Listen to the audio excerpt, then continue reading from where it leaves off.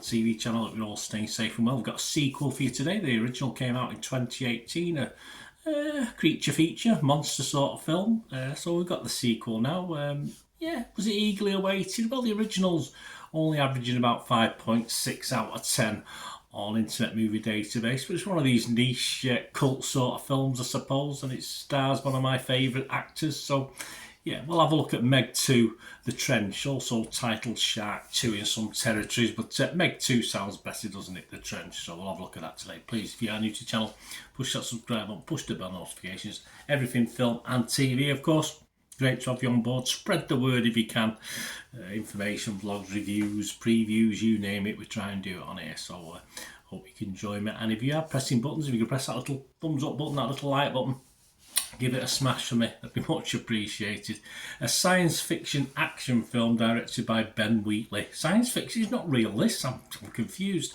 Based on the 1999 novel The Trench by Steve Alton. And as I said, it's a sequel to the Meg from 2018. And reprising his role is old Mr. Jason Statham. Yes, one of my favourites, Jason. Wu Ying, Sophia Kai, Paige Kennedy, Sergio Peris-Mencheta, Skylar Samuels and Cliff Curtis all-star. And what's it about? Well, Jason and Icon Wu Ying lead a daring research team, playing characters of course, they're not playing themselves, on an exploratory dive into the deepest depths of the ocean. Their voyage spirals into chaos when a malevolent mining operation threatens their mission and forces them into a high-stakes battle for survival. Pitted against colossal megs and relentless environmental plunderers, our heroes must outrun, outsmart and outswim their merciless predators. Yes, they surely should. This was released in the US and worldwide on or around the 4th of August 2023, and this review and scores etc. are all at the 8th of August 2023. Rotten Tomatoes audience, yeah, they sort of like it. 3.9 out of 5. I don't think there's hundreds of reviews on there, just a few. But 72% positivity, so that's good. Internet Movie Database, yeah, it's slightly less than the original, slightly less than Meg. That got 5.6, don't forget. Well, this, based on 9,000 scores and reviews, is just averaging 5.5. So not a disaster, 5.5 out of 10. Meta users, the other site we'll look at, the critics, they're users and watchers of the site. They give it a 5.5 out of 10 as well. So there's a definite trend there about this. Rotten Tomatoes though, let's have a look at Rotten Tomatoes as far as the critics are concerned. That's what we like to hear from as well. Just 28% positivity, so not great. 129 critics averaged it out at 4.5 out of 10. So Meg 2 is not very well liked. 36 fresh, that's okay, but 93 rotten. Clarice Luffrey from The Independent here in the UK said, if Wheatley were inclined to release Meg 2 the Fun Island cut, there'd be a lot more here to recommend. As it is, the film's dead in the water. It did get more Jurassic Parkish, of course, when we went on land, but it was perhaps too little too late, possibly. Wendy I from The Observer in the UK, she said, this franchise needs to be buried at the bottom of the Atlantic for a couple of decades, along with some illegally dumped nuclear waste. Perhaps then it might finally mutate into something entertainment. I don't think Wendy liked it very much. Ben Travis, though, from Empire Magazine, he said, despite elements that threaten to drag it down into the depths, Ben Wheatley's Meg sequel battles a waterlogged script with playful pulpiness, delivering solid summer fin. See what he did there? Sorry, fun, he says. Yeah, very clever, Ben. It's supposed to be fun. Perhaps some are taken a little bit too seriously with the criticism, but you still want to be reasonably entertained. And did it make me smile for all the wrong reasons? Probably not. The website's consensus: it isn't without its fun moments, but Meg 2, The Trench, suffers from a disjointed story that drifts for too long. Yes, we'll talk about that, before finally delivering a few campy thrills. Yes, it did eventually get there.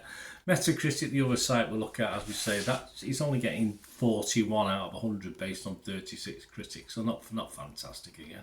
6 positive, 23 mixed. All right, mixed sometimes you can be classed as a positive, can't you? It means there's some good, there's some bad, and 7 negative.